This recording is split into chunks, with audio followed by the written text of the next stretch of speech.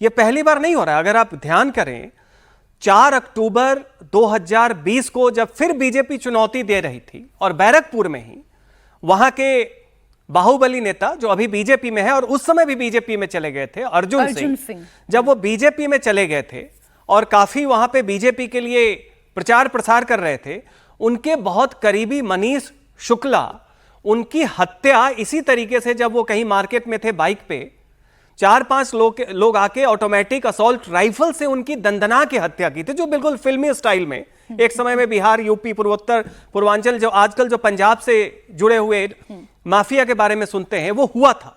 लोगों ने उसको एक्सेप्शन माना कि बंगाल में पॉलिटिकल मर्डर्स बहुत भयावह होते हैं, लेकिन वो पॉलिटिकली पता रहता है कि सत्तारूढ़ करती है।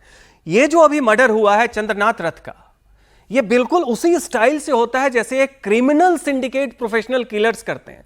तो जो पॉलिटिकल नेचर बंगाल का था, वो अब क्रिमिनलाइजेशन की ओर चलेगी, जहां पे प्रोफेशनलाइजेशन ऑफ क्रिमिनल्स भी हो गया है कि अब पॉलिटिकल्स जो क्रिमिनल्स होते थे, जो नेता जो गुंडों को अपनी पार्टी में लाते थे और वो खुल के गुंडे ही करते थे, ये वो दिखा रहा है कि अब वहां पे टीएमसी के अंदर में, चाहे मनीष शुक्ला की हत्या हुई हो अक्टूबर 2020 में, चाहे चंद्रनाथ रथ की हत्या हुई हो कल, ये दिखाता है कि बंगाल में टीएमसी के अंदर पॉलिटिकल वायलेंस अब क्रिमिनल वायलेंस में बदल चुका है। ये केवल रूलिंग पार्टी का वायलेंस नहीं है, ये वही दौर है जहां पे अपोजिशन सत्ता से तो बाहर हो गया है, लेकिन वो ये संदेश भेजने की कोशिश कर रहा है कि अभी भी वायलेंस क्रिएट करने की कैपेसिटी, फियर इंस्टॉल करने की कैपेसिटी जो नहीं चला चुनाव के नतीजों में। मैसेज की बात कर रहे हैं, तो इसका मतलब तो फिर यह है जो बात शुभेंदु अधिकारी कह रहे हैं कि अगर मैं भवानीपुर हार गया होता तो चंद्रनाथ रथ की हत्या नहीं होती। अगर वो भवानीपुर चुनाव हार गए होते और मुख्यमंत्री के वो चेहरे नहीं होते, ये बात हालांकि शुभेंदु अधिकारी नहीं कह रहे हैं, ये बात, लेकिन सवालिया निशान है ना। शुभेंदु अधिकारी इस वक्त सीएम फेस के फ्रंट रनर में हैं और एक मैसेज पूरे पश्चिम बंगाल में देने की कोशिश हुई है। एक वो व्यक्ति जो पश्चिम बंगाल में बहुत महत्वपूर्ण है, वो व्यक्ति जिसने सिटिंग सीएम को हरा दिया, वो व्यक्ति जो आने वाले समय में मुख्यमंत्री का चेहरा हो सकता है, उसका अपना क्लोज एसोसिएट भी सुरक्षित नहीं है। तो सरकार भले ही आपकी हो, लेकिन सिस्टम हमारा काम करेगा। पुलिस भले ही सरकार की हो, लेकिन गुंडई और गुंडा राज वहां पर काम करेगा। मैं इस पर रशीद जी और आपकी भी और फुरवो कमल जी भी हमारे साथ जुड़े हुए हैं, उनकी भी मैं राय लेना चाहती हूं, लेकिन एक तस्वीर आपको और दिखा दूं।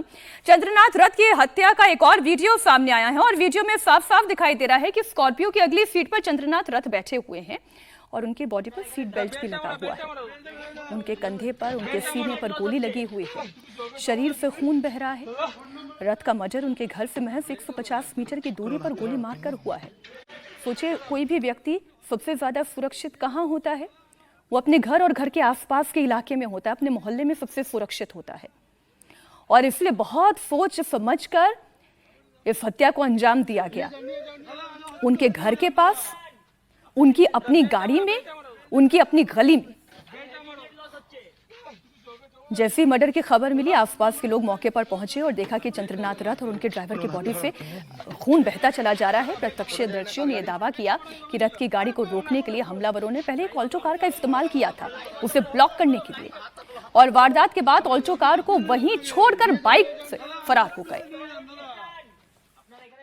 अचानक एक शख्स ने बोला जे इधर गोली मार दिया गया, गोली मार दिया गया। तो हमने बोला कौन, किसको गोली मार दिया गया?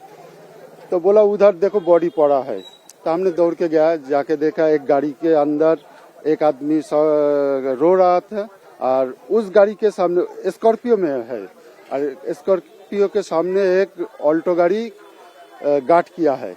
तो उनके बोला जे क्या हुआ?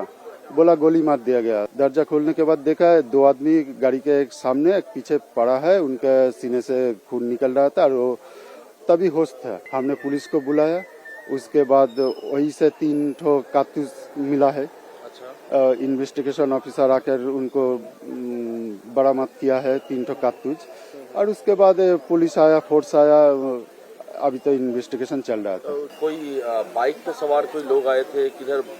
देखिए इधर से ना बाइक दिन रात, जो ऑनलाइन डिलीवरी है ना, रात दिन चलते ही रहता है गाड़ी। 4-5 हजार गाड़ी दिन भर चलते रहते हैं। तो वो कार से एक कार जब बरामद हुआ जो किसी दावेदार नहीं है तो कार में आया था, ये तो हमको लगता ही है। लेकिन वो भागा कैसे, मोटर बाइक से है या दूसरा कुछ, ये मुझे पता नहीं।